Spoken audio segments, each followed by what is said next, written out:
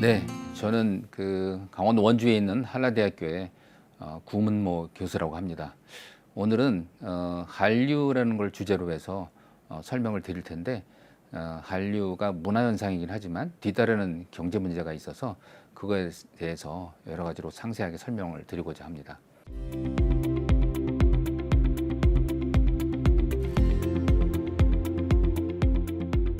한류는 문화현상이라고 얘기를 하는데, 우리나라의 대중문화가 해외에 이제 자연스럽게 전파돼서 많은 사람들이 소비하게 되는 그런 문화현상을 얘기합니다.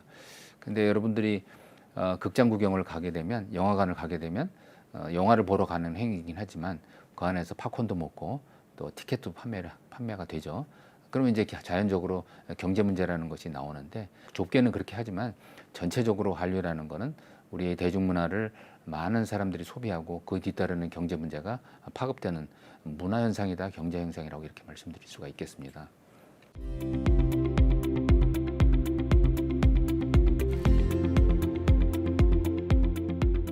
한류의 성장 과정을 대체로 한 네 가지로 구분을 하고 있습니다. 하나는 이제 지리적으로, 또 하나는 시기적으로, 또는 분야로. 아까 경제 현상이라고 얘기했는데, 경제적인 문제는 어떻게 전개되느냐 이렇게 구분할 수 있거든요. 첫 번째 단계로 말씀드리면 이 1999년도를 기점으로 해서 우리나라 대중문화가 나가고 들어오고 하는 현상이 시작되면서 그 단계별로 이렇게 시작이 됩니다. 첫 번째 지역은 우리 중국이라고 볼 수 있는데, 우리가 일본 대중문화를 개방했지만 그 이후에 중국이라는 사회주의 국가에서 굉장히 큰 파급 효과를 일으켰는데, 중화권을 중심으로 해서 한류가 확산되기 시작하면서 그 나라를 중심으로 해서 한류라는 용어가 탄생을 했습니다. 그다음에 이제 분야별로는 보면 우리가 지금에서는 여러 가지 다양한 콘텐츠가 등장하고 있지만, 당시에는 TV 드라마, 우리가 주로 안방극장에서 TV 드라마를 주로 보고 있었거든요. 그 TV 드라마가 중화권을 중심으로 해서 많이 시청자들한테 사랑을 받았고, 드라마뿐만 아니라 가요가 등장을 했는데, 그 당시에 대표적인 H.O.T와 클로는 중문화권에 굉장히 큰 파급 효과를 일으켰습니다. 돈은 어떻게 벌었냐면, 돈 얘기해서 좀 이상하긴 하지만 처음에는 이제 그렇게 문화적인 차원에서 나가긴 했는데, 그래도 역시 비용이 들겠죠. 그래서 우리가 제조업이 그때부터 굉장히 강국이었었는데, 홍보 차원에서 홍보 비용으로 TV 드라마가 이제 광고 협찬이겠죠. 이벤트 협찬 이런 것을 해서 돈을 번 거로 할 수가 있습니다. 이게 이제 1단계라고 할 수가 있고요.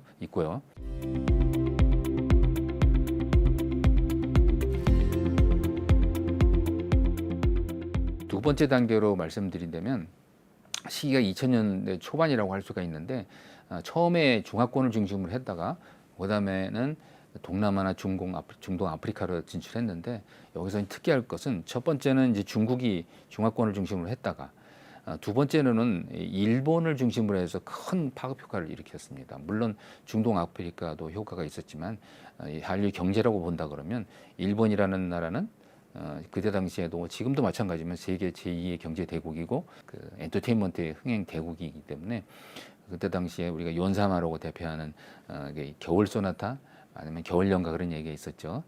대장금도 있었고 주몽도 있었습니다. 이런 드라마가 저희들이 상상을 넘어서 중동 같은 경우는 한 99% 이상의 시청률을 자랑을 했었거든요. 일본에서도 역시 마찬가지고요. 대장금도 전대미문의 효과를 낳습니다. 그게 이제 굉장히 대표적으로 TV 드라마가 파급 효과가 있었었는데, 그다음에 이제 맨 처음에 얘기했듯이, 그럼 K-팝 댄스 음악은 어떻냐? 역시도 드라마와 마찬가지로 더 확장적으로 이렇게 유행이 됐는데, 여기서 특징적인 건 뭐냐면, 우리나라의 가요 중에서 이 K-팝이라는 것이 말이 등장하기 시작했습니다. 다시 말해서 음악 중에서 댄스 음악이라는 장르가 어떤 것인지를 드러내는 시기였었습니다. 그리고 마지막으로 이제 아까 말씀드렸듯이 수익의 원천을 생각해야 되겠죠. 말씀드렸듯이 일본을 중심으로 해서 많은 우리가 외화 소득을 얻었었고, 그다음에 국제적인 스타가 우리나라에서 탄생하는 계기가 됐고, 또 특이할 만한 거는 지금 한류라고 하면 주로 청년층을 얘기하고 있는데, 일본의 경우에는 특히 중장년층을 중심으로 해서 많은 한류 소비가 이루어졌다, 이렇게 말씀드릴 수가 있겠습니다.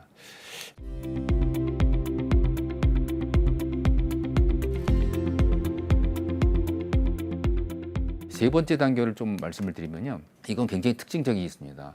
앞에 첫 번째, 두 번째 단계가 한류의 전반적인 확장 단계였다 그러면 세 번째 단계에서는 폭증 단계라고 볼 수가 있습니다. 왜 그러냐면 대표적으로 지금 많이 활용되고 있는 인터넷이라는 미디어, 글로벌 미디어가 등장함으로써 전 세계로 우리 문화 콘텐츠가 확장되는 계기가 마련했습니다. 대표적인 말씀을 드리면 온라인 게임 리니지 시리즈가 있었고, 그다음에 온라인 스트리밍 서비스에서 별에서 온 그대 태양의 후배 대표적인 작품이죠. 그다음에 TV 예능 프로그램도 역시 저희들이 도저히 상상하지 못할 그런 분야에서 이게 동북아, 동남아 여러 나라로 퍼져가고 있는 것을 우리가 목격하고 있었습니다. 다시 말해서 우리 콘텐츠 특징을 말씀드리면 과거에는 흥행의 어떤 전통적인 방식이었다면 지금 우리가 목격하고 있는 유튜브의 조회수, 그다음에 온라인 게임 콘텐츠를 수출을 하는데 기본적인 뼈대만 갖고 수출하는 저작권 수출이 시작됐습니다. 그 외에도 우리가 한류 콘텐츠가 가면 영상이라고 하는 것은 그 장면 안에 우리의 삶의 모습이 드러나고 있죠.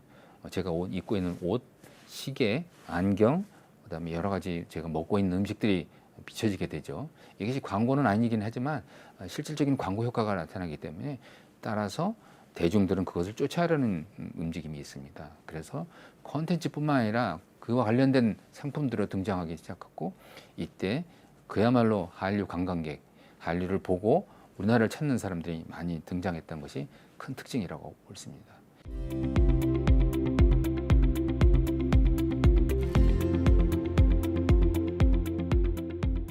마지막으로 네 번째 단계를 말씀드릴게요.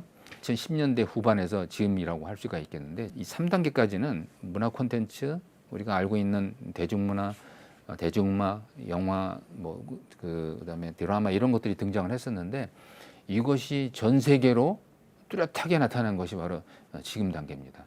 예를 들어 보면 BTS가 있겠고요, 아이돌 그룹이요, 블랙핑크가 있었고, 대중문화의 선진국이라고 할 수 있는 그 북미, 그다음에 서유럽 이런 쪽에서도 흥행이 있었던 거 있고, 영화는 봉준호 감독이 또 칸 영화제에서 황금영웅상을 받았고, 또 우리가 얼마 전에 목격한 OTT 서비스라고 하죠.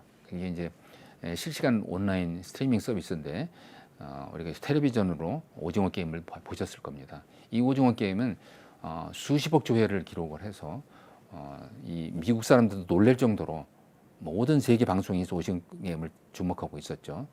그런 게 있었고, 또 여러분들이 조금 더 들여다보면 우리가 웹툰이라는 장르도 있는데, 웹툰이라는 것을 그냥 우리나라 사람들만 보는 것이 아니라 세계 사람들이 보게 되는 그 시기가 지금 4단계라고 볼 수 있습니다. 아직 웹툰이 꽃을 피우지는 않았지만 굉장히 확장적으로 진출하고 있는 것을 여러분들이 목격하고 있습니다.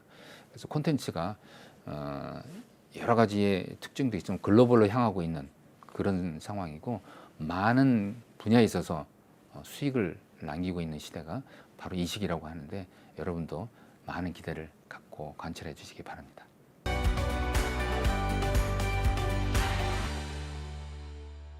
굉장히 여러 종류의 장르의 드라마하고 여러 분야와 주제를 갖고 K-팝이 등장하고 있고, 또 우리가 온라인 게임은 전 세계적으로 처음 상업화한 나라잖아요. 뭐 TV 드라마, K-팝, 온라인 게임, 앞으로는 저는 웹툰이라고 볼 수 있는데 엄청난 수익을 남기고 있다. 그런 걸 볼 수가 있겠고, 수익의 변천을 보시면 알겠지만 처음에는 우리가 컨텐츠를 갖고 나가면 컨텐츠 자체의 수익은 별로 없었어요. 홍보 마케팅 효과고 간접적인 효과로 홍보 비용으로 나갔다가, 지금은 큰 컨텐츠 자체가 수익을 남기고, 또 말씀드렸듯이 거기 장면에 나오는 모든 비춰지는 것 이미지들이 부가적인 수입으로만 전환되는 그런 효과가 지금 창출되고 있습니다. 이게 바로 문화경제의 세계가 아닐까, 저는 그렇게 말씀드리고 싶습니다.